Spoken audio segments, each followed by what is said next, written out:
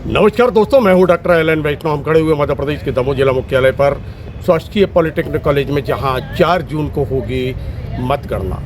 लोकसभा चुनाव की मतगणना 4 जून को संपन्न होने जा रही है। दमोह संसदीय क्षेत्र क्रमांक 7 के 4 विधानसभा क्षेत्रों की मतगणना यहीं होगी। 3 विधानसभा क्षेत्र जो सागर के आते हैं, उनकी मतगणना होगी सागर में, और एक विधानसभा क्षेत्र जो आता है छतरपुर में, उसकी होगी मतगणना छतरपुर में। 8 विधानसभा क्षेत्रों से मिलकर बना हुआ है दमोह संसदीय क्षेत्र क्रमांक 07, जिसकी मतगणना के स्थल अलग अलग बनाए गए, लेकिन 4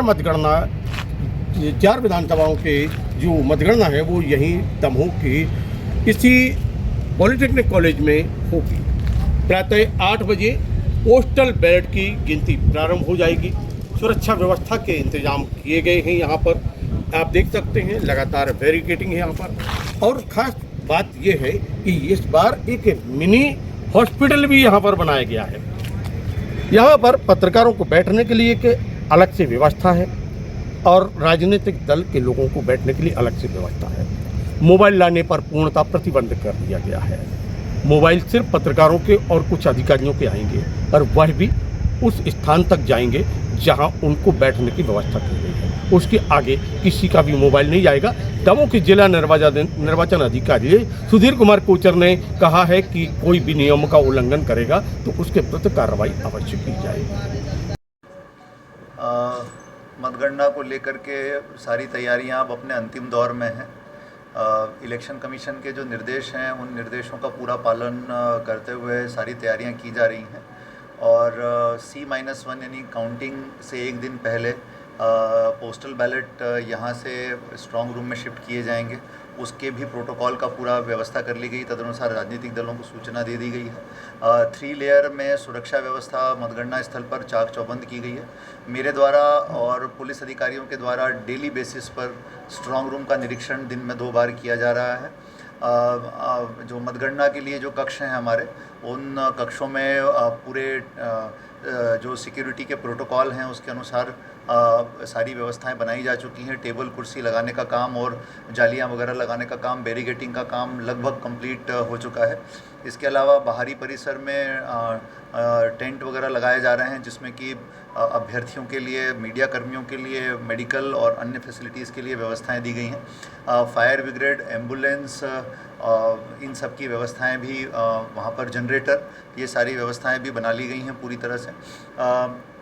इस प्रकार पूरे जो आयोग के निर्देश हैं उसके अनुसार हम लोग मतगणना को पूरी निष्पक्ष पारदर्शी रूप से संपन्न कराएंगे। और जितना हम लोग रिज़ल्ट देने में हम पूरी एफिशिएंसी से काम करने का प्रयास हमारी टीम करेगी, ताकि जल्दी से जल्दी सभी तक रिज़ल्ट डिसेमिनेट हो।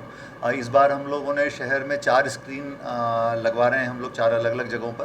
पहले 2 थे, इस बार इसको बढ़ा करके 4 कर दिया गया है। इसके अलावा जो हमारा टेंट है, जहाँ पर मीडिया सेंटर है और बाकी अभ्यर्थी वगैरह सब बैठेंगे, वहाँ पर भी अलग अलग स्क्रीन्स हम लोग लगा रहे हैं। पूरे परिसर को CCTV कैमरों से लैस किया गया है।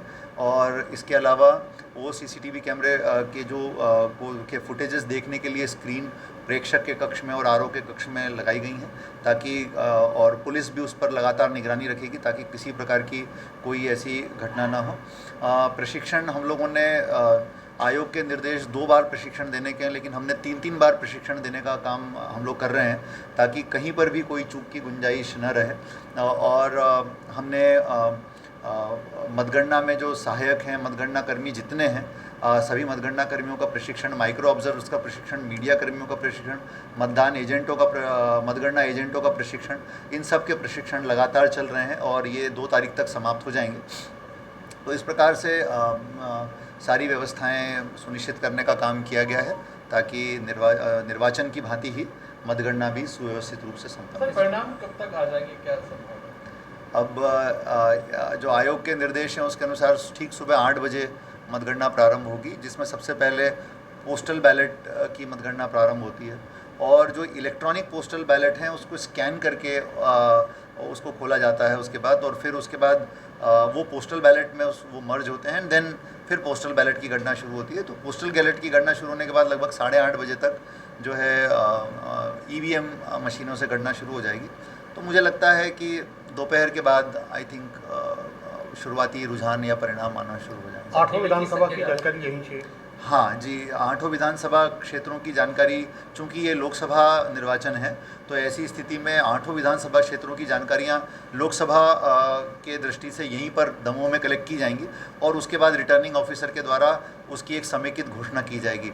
इसके अलावा जो ARO हैं हमारे, वो हर विधानसभा के लिए काउंटिंग करवा रहे हैं, तो विधानसभा वार क्या रुझान है उसकी जानकारी ARO के द्वारा भी समय समय पर अनाउंसमेंट के जरिए दी जाती रहेगी। तो दोपहर होते होते तक परिणाम सामने आने लगेंगे। किसको मिलेगा ताज, किसको मिलेगा बर्बाद, ये स्थिति बिल्कुल स्पष्ट होने लगेगी। फिलहाल में तैयारियां बिल्कुल लगातार जारी हैं और देश में एक साथ होगी मतगणना और आएंगे परिणाम।